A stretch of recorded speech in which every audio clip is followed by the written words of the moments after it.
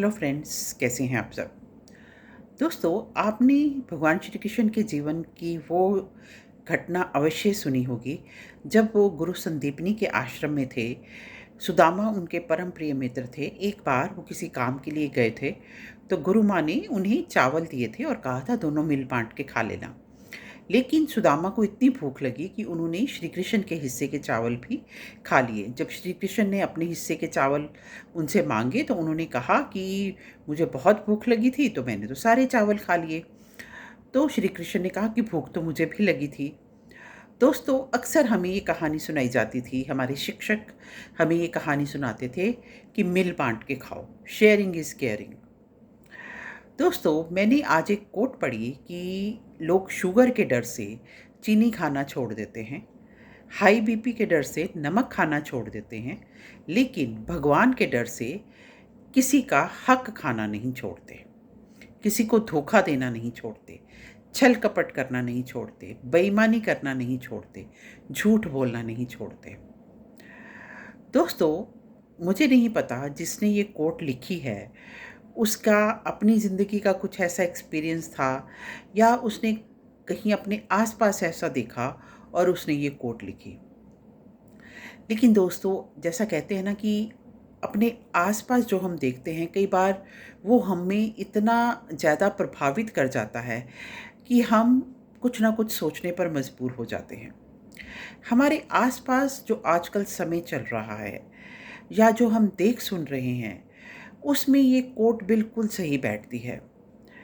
और कहते हैं ना कि भगवान कृष्ण ने सुदामा को एक मौका दिया था। भगवान जो है ना, वो हम सबको एक मौका देते हैं कि हम ईमानदार रहें या बेईमानी कर लें, छल कपट कर लें और दूसरे का हिस्सा भी हड़प लें। भगवान हमें परखते हैं, हमारी परीक्षा लेते हैं। हम में से ज़्यादातर लोग जो कहते हैं ना कि फिसल जाते हैं, मॉरल वैल्यूज़ भूल जाते हैं, सच्चाई भूल जाते हैं। हम क्या करते हैं, हमें जहाँ मौका मिले हम सोचते हैं हम दूसरे का हक हड़प लें और खुद तरक्की कर लें। दूसरे को, खासकर जो कमज़ोर है, जिसके बारे में हम सोचते हैं कि ये तो हमारा मुकाबला नहीं कर पाएगा, उसका तो हक हड़पने में कहते हैं कि कोई देर ही नहीं लगाता कि ये तो इसमें सामर्थ्य नहीं है हमारा मुकाबला करने की, तो इसको तो दबा लो।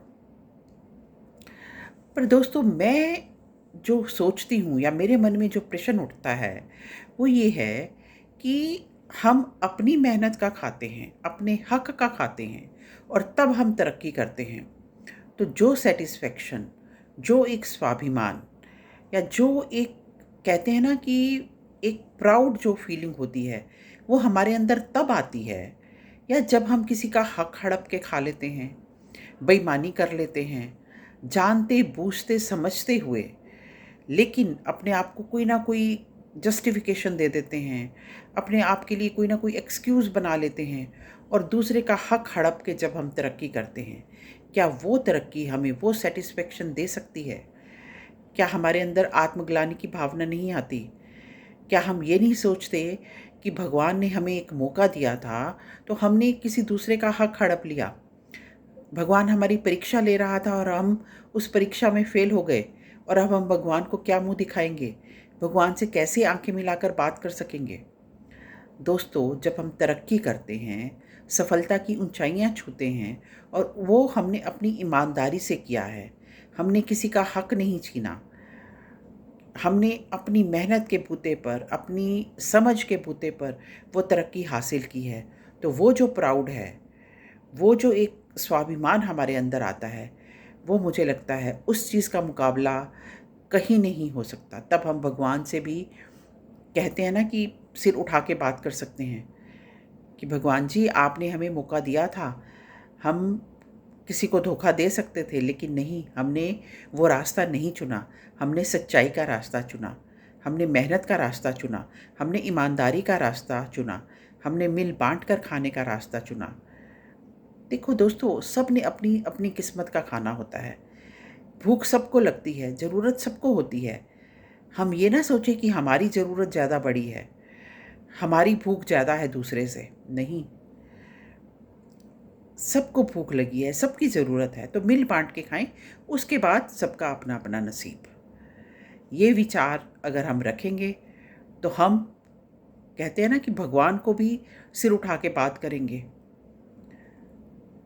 क्या आप इस बात से सहमत हैं? अगर सहमत हैं, तो वीडियो को लाइक कीजिएगा, कमेंट कीजिएगा, चैनल को सब्सक्राइब कीजिएगा। Thank you very much. God bless you all.